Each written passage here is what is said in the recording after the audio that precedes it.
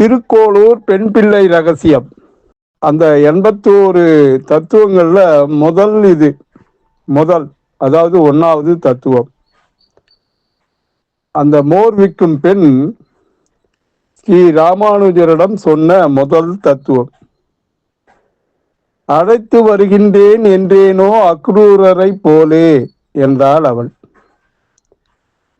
ராமானுஜர்கிட்ட சொல்ற, சாமி இது அக்ரூரரின் கதை என்று சொல்ல ஆரம்பித்தாள் அந்த சின்ன பெண். ராமானுஜர் அவருடைய சீடர்களும் ஆர்வமாக கேட்க அந்த பெண் பிள்ளை கதையை தொடர்ந்தாள்.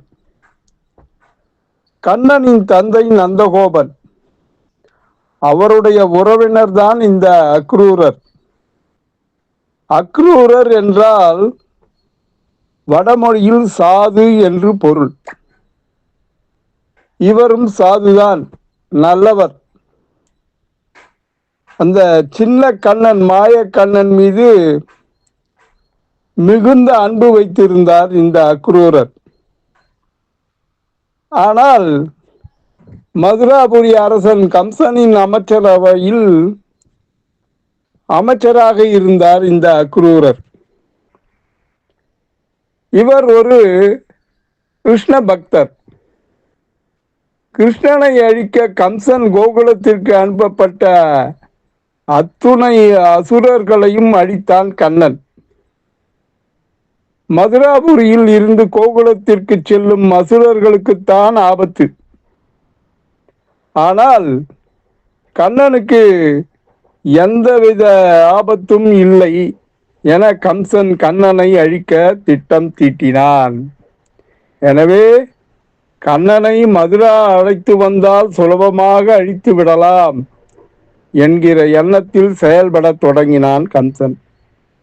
கண்ணனை மதுராவுக்கு அழைச்சிட்டு வந்துட்டோம்னா கண்ணனை ஈஸியா கொன்னுடலாம் அப்படின்னு திட்டம் தீட்டினான் கம்சன். கண்ணனை அழைத்து வர தகுதியான நபர் யார் என பார்த்தான் கம்சன். அந்த மாதிரி யோசிக்கையில அவனுக்கு ஞாபகம் வந்தது. அக்ரூரரின் ஞாபகம் கம்சனுக்கு தோன்றியது. உடனே அக்ரூரை வரவழைத்தான். அக்ரூரரிடம், தாங்கள் கோகுலம் சென்று அங்கிருக்கும் கண்ணனை அழைத்து வாருங்கள் என்று சொன்னான் கம்சன். மதுராவில் மன்னன் சிறப்பான வில்விழா ஒன்றை ஏற்பாடு செய்துள்ளார். அதனை காண அண்டை தேசத்திலிருந்து அனைவரும் வருவார்கள். உன்னையும் அழைத்து வருமாறு மகாராஜா கூறினார் என தெரிவிக்குமாறு அக்ரூரரிடம் கூறினான் கம்சன். இந்த மாதிரி சொன்னா, சாதாரணமா சொன்னா வரமாட்டா, வில்விழா ஒன்று ஏற்பாடு செஞ்சிருக்காங்க, அதனால அண்டை தேசத்துல இருந்து எல்லாரும் வராங்க, நீயும் வந்து கலந்துக்கோ அப்படின்னு சொல்லிட்டு கூப்பிட்டுட்டு வா அப்படின்னு அக்ரூரை அனுப்புறான் கண்ணனை அழைச்சிட்டு வர சொல்லி. ஆனா கம்சன் மனதிற்குள் கண்ணனை அழைத்து வந்தால் இங்கே குவாலய பீடம் என்கிற யானை, அந்த யானையை வச்சு கண்ணனை அழிச்சிடலாம். அப்படி இல்லைன்னா 2 மல்லர்கள் இருக்கிறார்கள், சானூரான் முஷ்டிகன் என்ற 2 மல்லர்களை கொண்டு கண்ணனை அழித்து விடலாம் என எண்ணியிருந்தான் கம்சன். அதன் பிறகு நான் அமரனாவேன் என்று அசிரீரி வாக்கும் பொய்த்து விடும் என கம்சன் நினைத்து கொண்டான். இந்த மாதிரி கண்ணனை அழிச்சிட்டோம்னா எனக்கு ஏன் அழிவு வரப்போகுது, அந்த அசிரீரியோட வாக்கும் பொய்த்து விடும், அதனால அவனை போய் அழிச்சிட்டு வான்னு அக்ரூர்கிட்ட சொல்றாப்புல. அக்ரூரர் மனதுக்குள்ள மகிழ்ச்சி விட்டார். என்னடா அது கண்ணனை கூப்பிட்டுன்னு வர்றதுக்கு அக்ரூரர் ஏன்டா மகிழணும்னு பார்த்தா, கண்ணன் பரம்பொருள் என்பதை உணர்ந்தவர் அக்ரூரர். மேலும் கண்ணனோட திரு அவதாரம் செய்ததிலிருந்து அவரை தரிசிக்க வேண்டும் என ஆவல் கொண்டிருந்தார் இந்த அக்ரூரர். கோகுலம் சென்று கண்ணனை தரிசிக்க முடியாமல் அவனை நினைத்திருந்தார். கோகுலம் போயிட்டு கண்ணனை பார்க்கலான்னு நினைச்சா முடியலையே, இந்த கம்சங்கிட்ட அமைச்சரா இருந்துட்டு போக முடியலையேன்னு ரொம்ப கவலையோடு இருந்தார். கம்சன் கோகுலம் சென்று அழைத்து வர கூறியதும், அழைத்து வருகிறேன் என கூறி உடனே இதோ கிளம்புகிறேன் என்று ரதத்தில் ஏறி குதித்து கோகுலத்துக்கு புறப்பட்டு விட்டார் அக்ரூரர். ரதத்தில் போகும்போது கண்ணனின் நினைவாகவே இருந்தார். கண்ணன் என்ன நிறத்தில் உடை அணிந்திருப்பான், அவன் எந்த பீதாம்பரம் எப்படி, அவனுடைய பீதாம்பரம் எப்படி இருக்கும், தலையில் மயில் பீலி எப்படி காற்றில் அசையும், கண்ணனை பார்த்து என்ன பேசலாம் என்று யோசித்து கொண்டே வரும் வழியில் கண்ணனின் பாத சுவடுகள் மண்ணில் தெரிந்தது. இந்த மாதிரி நினைச்சிட்டு வரும்போது கண்ணனோட பாத சுவடு மண்ணில் தெரிஞ்சது. உடனே ரதத்தை நிறுத்தி கீழே இறங்கினார் அக்ரூரர். பாத சுவடுகள் இருந்த மண்ணில் கீழே விழுந்து புரண்டார். ஆனந்த கண்ணீர் விட்டார். மீண்டும் கண்ணன் நினைவு வர ரதத்தை வேகமாக ஓட்டினார். கோகுலத்தில் நுழைந்தவுடன் சாலைகளில் எல்லோரும் மகிழ்ச்சியாக இருந்தார்கள். மகிழ்ச்சிக்கு காரணம், கோகுலத்தில் எல்லோரும் மனதிலும் கண்ணனே இருந்தான். அக்ரூரர் சந்தை வழியே ரதத்தில் வரும்போது அங்கே பழம் விற்பவர் பழத்தை காண்பித்து, கொஞ்சம் கோவிந்தாவை வாங்கி கொண்டு போங்க என்றார் அந்த பழ வியாபாரி. அங்கே இருந்த பூக்காரி, ஒரு கொத்து கேசவனை வாங்கிக்கோங்க அப்படி என்று சொன்னாள். அக்ரூரருக்கு இது ஆச்சரியமாகப்பட்டது. அக்ரூரர் கண்ணனை இப்பவே பார்க்க வேண்டும் போல இருந்தது இவர்கள் பேசிய பேச்சு. கண்ணனின் நினைவாகவே அக்ரூரர் கோகுலம் சென்றார். ரதத்தை இன்னும் வேகமாக ஓட்டி நந்தகோபாலன் இல்லத்துக்கு வந்து சேர்ந்தார். ரதத்திலிருந்து குதித்து நந்தகோபாலன் இல்லத்தில் எல்லா அறைகளிலும் கண்ணனை தேடினார் இந்த அக்ரூரர். அங்கு எம்பெருமானை வணங்கியும் தரிசித்தும் அளவலாவியும் மகிழ்ந்து அனுபவித்து பேறு பெற்றார் அக்ரூரர். கோகுலத்தில் கண்ணனை கண்டவுடன் மகிழ்ச்சியில் துள்ளினார். கண்ணன் அக்ரூரை பார்த்ததும் குடுகுடு என்று ஓடி வந்தான். அக்ரூரர் கண்ணனை கட்டி தழுவி கொண்டார். கண்ணனின் புன்னகை அவருக்கு ஆனந்தத்தை கொடுத்தது. கண்ணனிடம் விஷயத்தை சொன்னார்.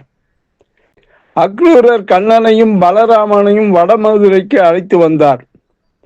இந்த மாதிரி அங்கே வில் வித்தை நடக்குது, வில் போட்டி நடக்குது, அதனால அங்கே அழைப்பு விடுத்திருக்காங்க. அண்டை மாநிலத்திலிருந்து எல்லாரும் வராங்க, நீங்களும் வாங்கன்னொடனே சரி நாங்கள் வரோம் அப்படின்னு பலராமரும் கண்ணனும் கிளம்பிட்டாங்க. கண்ணன் சிரித்து விட்டு, அதுக்கு என்ன, தாராளமாக வருகிறேன் என்று பலராமனுடன் அக்ரூரரின் ரதத்தில் மதுராவுக்கு புறப்பட்டனர்.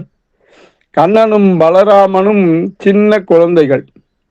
அதனால் அக்ரூரருக்கு மனதில் ஒரு ஓரத்தில் இவர்களுக்கு கம்சனால் என்ன தீங்கு வருமோ என்று பயந்தார். போகும் வழியில் யமுனை ஆற்றில் தண்ணீர் வேகமாக ஓடிக்கொண்டிருந்தது. அக்ரூரர் குளித்துவிட்டு பூஜை செய்ய விரும்பினார். குளிக்கும்போது இந்த குழந்தைகள் கீழே இறங்கி யமுனை வெள்ளத்தில் அடித்து கொண்டு போய்விட்டால் என்ன செய்வது என்று பயந்தார். கண்ணா, பலராமா, நான் இந்த நதியில் குளித்து விட்டு வருகிறேன், இங்கேயே ரதத்தில் இருக்க வேண்டும், கீழே இறங்கக்கூடாது, சரியா என்று இறங்கி நதிக்கு சென்றார். ஆனால் உள்ளூர அவருக்கு பயம் இருந்தது. தண்ணீரில் மூழ்கினார்.